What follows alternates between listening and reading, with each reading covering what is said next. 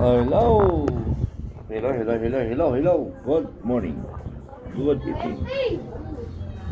Good afternoon. Saan man sulok ng daigdig, Dumarami na ngayon ang mga withdrawal of support ng mga Marcos loyalists, Dumadami na. Actually, marami na, pero ngayon lang nagkaroon ng mga formality na pag-withdraw ng suporta kay Marcos. Kasi nakita naman nila na walang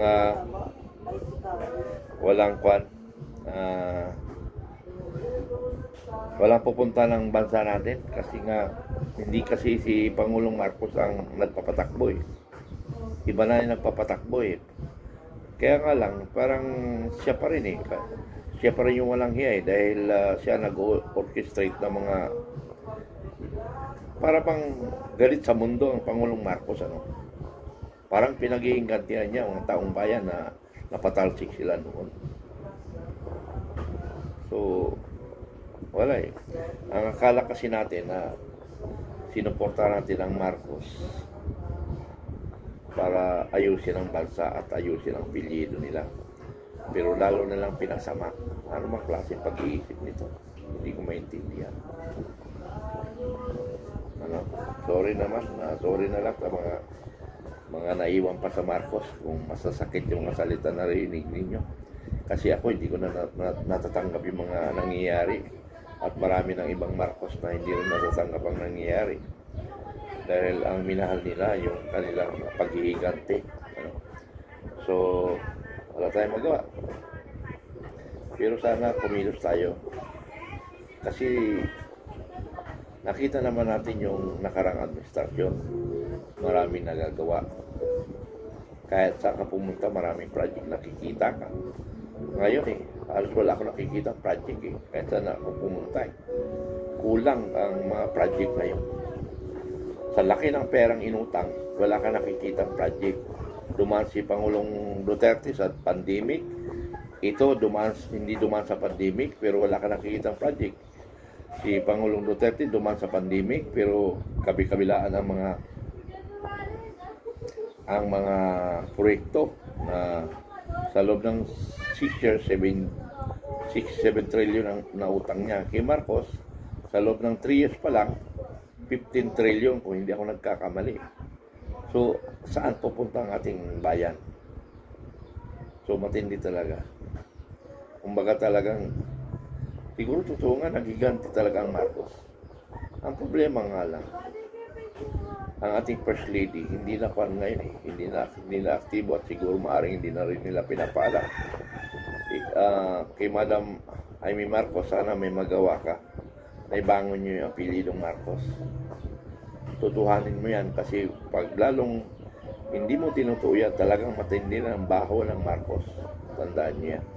So I'm sorry So yun lang gusto ko iparating sa taong bayan. Pakinggan nyo yung isa na naman na umaaklas at matitindi rin yung mga sinasabi niya. Maraming salamat. Bye-bye. Kung yung pong mga bata pa rito, panoorin niyo po yung mga YouTube videos ng matandang Marcos kung paano niya po pinapaliwanag yung kanyang foreign policy. Sa harap po ng mga opisyalis ng Estados Unidos nung siya'y dumalaw doon panahon ni President Ronald Reagan. Makikita niyo po kung paano pinapaliwanag ng matandang Marcos ang kanyang foreign policy na sa ngayon po'y parang kabaliktaran na nangyayari. Ano pa po? Ito pong ating current na Constitution, yung 1987 Constitution. Yan po ay naipasa dahil meron pong mga interes na pinagsisilbihan. Hindi po yan ipinasa para sa taong bayan. Kung mapapansin niyo po, sunod-sunod yung pagpa-privatize ng mga utilities, kuryente, tubig. Kaya po walang tigil ang pagtaas. Hindi po yan yung pangarap ni matandang Marcos. Kaya po nagtataka kami bakit ito ganito nangyayari sa atin. Pero nang pumasok po yung administrasyon ng ating Pangulong Duterte, Retirado na po ako at siya nga pala, nung pumasok po si Paolo Duterte, I retired last 2015. Hindi po ako nag-retire dahil sa edad. Nag-retire po ako dahil ako po yung nagnegosyo na lamang. Ako po yung optional retire, kaya po ako yung nagnegosyo na lamang. Hindi ko po inabot yung administrasyon ng Pangulong Duterte.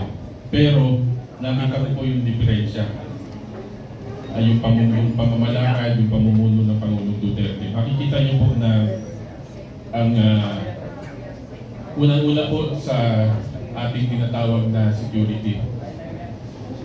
Ibang-iba po ng panahon ng Pangulong Duterte, makakalakad po kayo, maginhawa ang loob ninyo sa mga anak ninyo, na kahit umuwi ng gabi, alam niyo po, panatag kayo, safety ang anak ninyo. Ano pa po? Yung infrastructure, yung pong ginagawa ng Pangulong Duterte ng kanyang panahon na yung nga pong pag-build.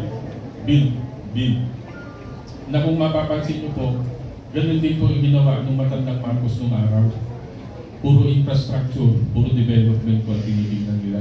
Dangan nga lang po na siyempre yung pong media at that time, lalo na po nung panahon na matatapos na yung US bases dito sa Pilipinas at nararamdaman na po ng mga dayuhan na parang ini-implement na unti-unti na matandang Marcos yung kanyang foreign policy. Kaya po yung media, yung unti-unti na pong nag-twist, iba na po ang lumalabas na reports.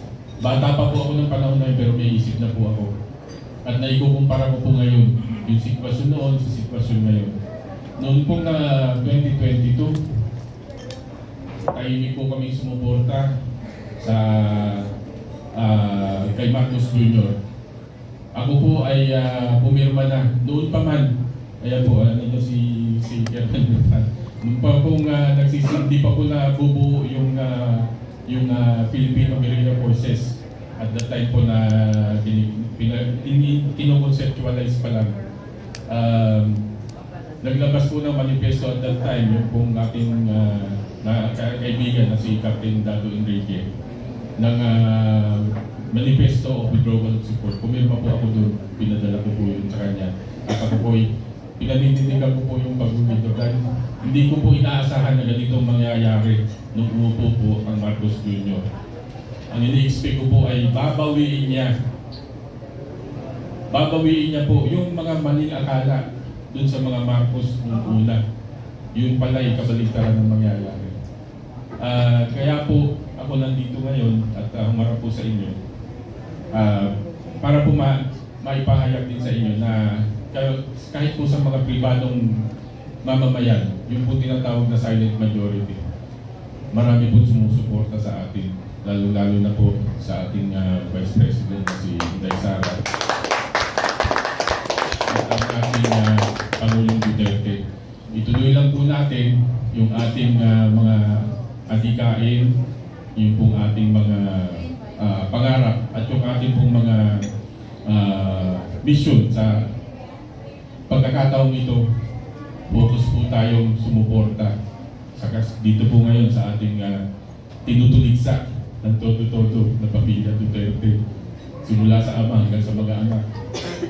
Tulungan po natin sila dahil nung nagbigay po sila ng kanilang serbisyo, hindi naman po sila nag-expect dahil alam po nila trabaho po yun, service po yun.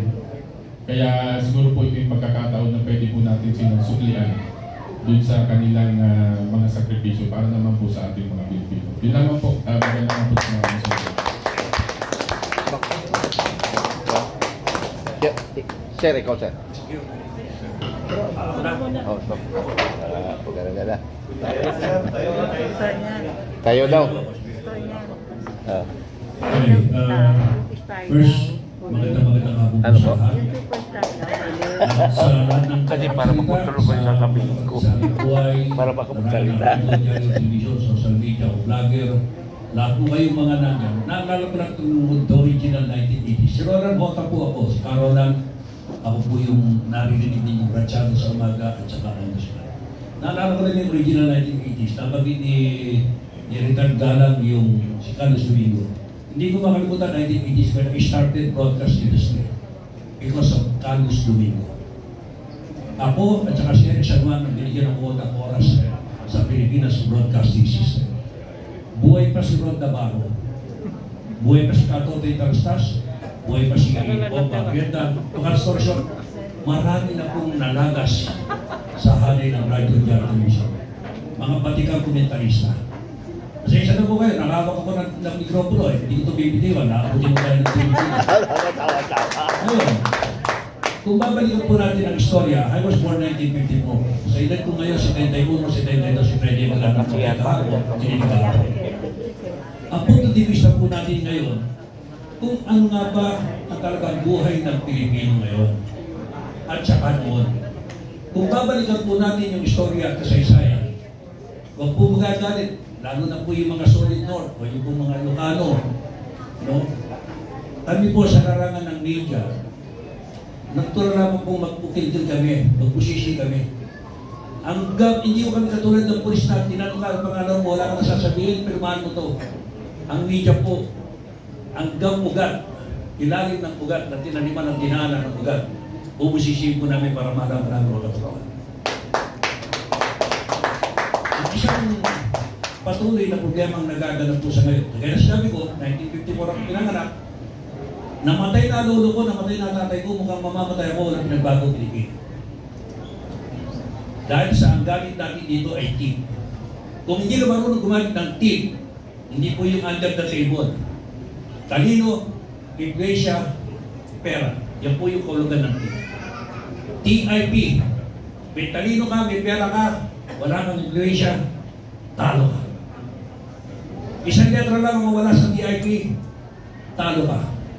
Nakalulungkot na ganito nararanasan po natin sa ngayon.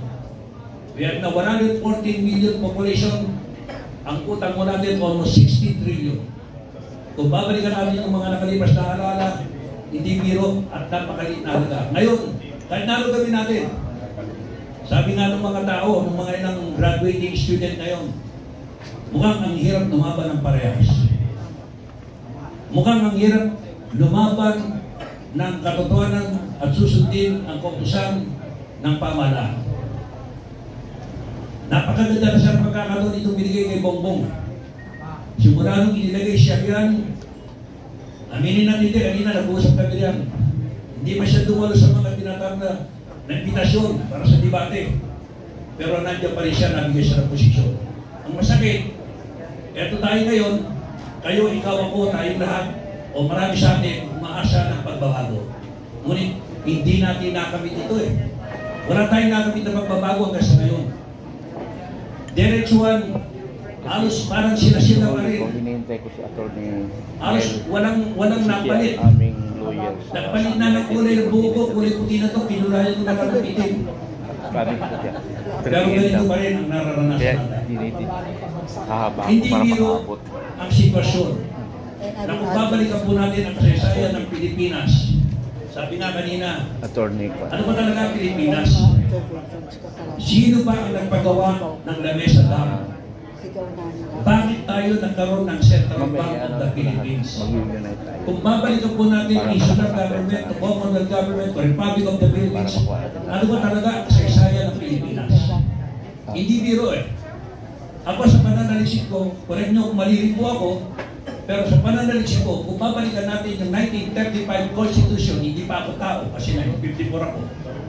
Kung bakit dineklara ang martial law ng 1972. At nagdeklara ang martial law 1972, pinilita natin ang Constitution ng 1973. Then after 1973, nagkaroon ng People's Power Puno, napalitan na naman ang 1987 Constitution. Pero hindi namin pinilitan yung pinagdaanan natin. At kung pakakaisipin, babalik kami tanong, paano tayo nagkaroon ng Central Bank? At paano mga hukayin ng ngayong konstitusyon? Kaya medyo matindi yung hamon ko. Hamon ko sa mga senador, hamon ko sa mga matatalino na nailulong natin at binoto natin. Bakit hindi nyo ilantad ang kautusan mula sa tasa sa hukuman o Supreme Court? Bakit hindi nyo ilabas? Ano ba talaga nangyayari? Away sa lupa, titulo, kabuhayan, sama-sama problema. Kaya sabi ko tuloy, mukhang pati PNP rito sa kung sasabihin ko eh. full disciplinary measure of the entire military arm of the government.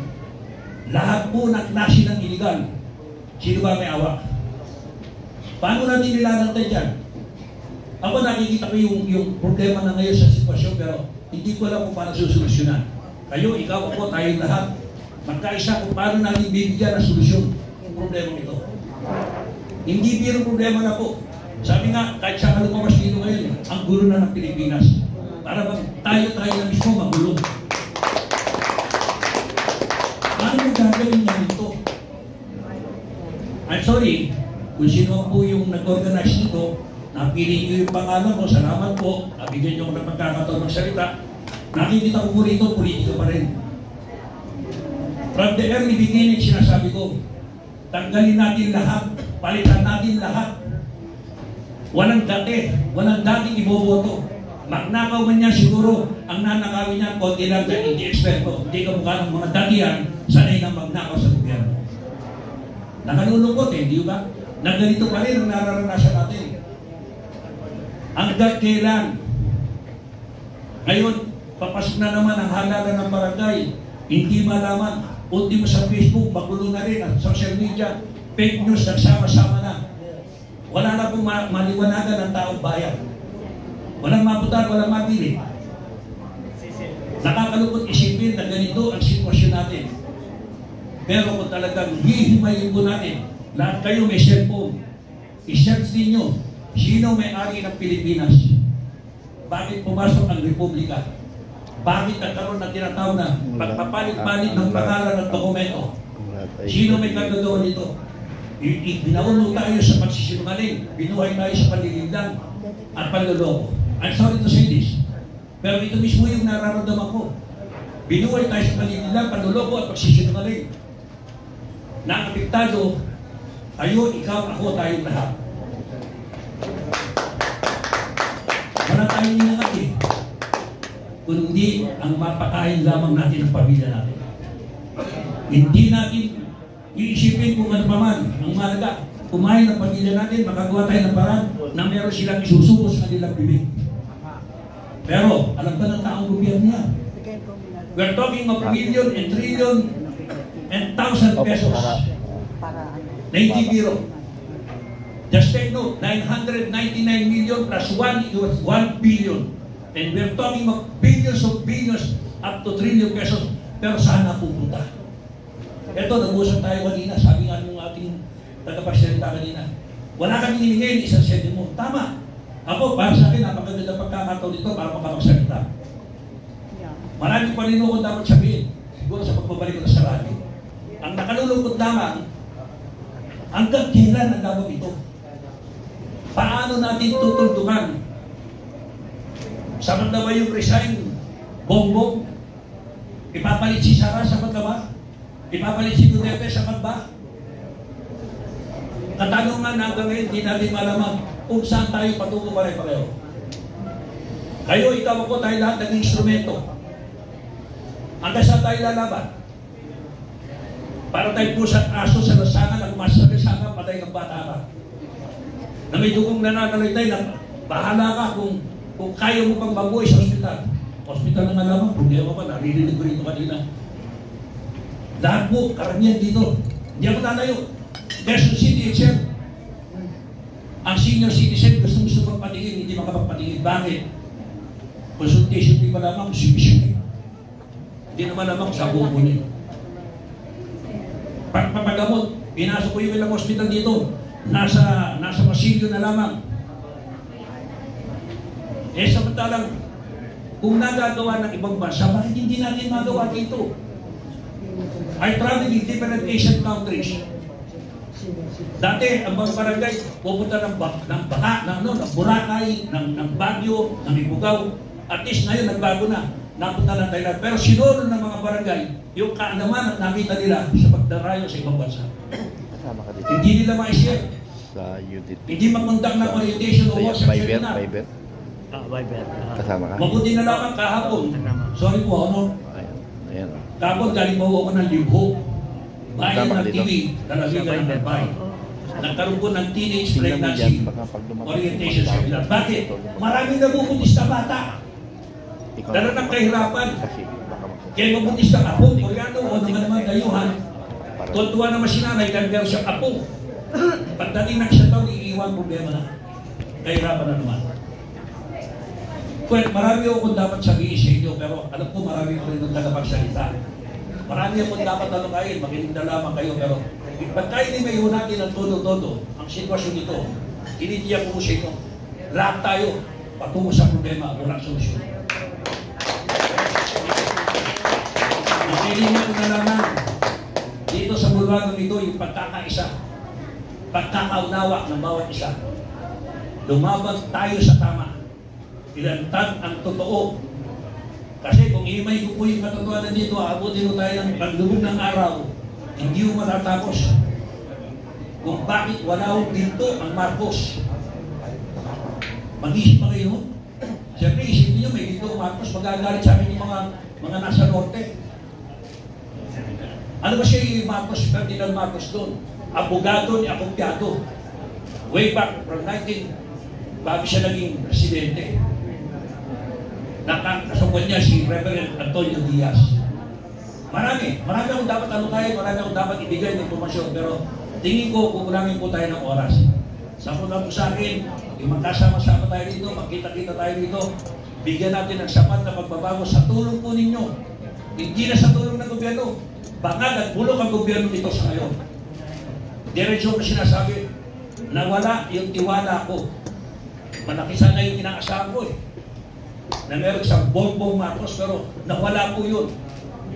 Kaya dumalo ko, kaya naggaling pa ako ng malayo, dulong bahagi ng Albay, bumiyay pa ako dito just because of this. Tapos doon is, Thank you, sir. Maraming po salamat sa inyong tawag dito, pagbabahagi ng inyong mga experiences.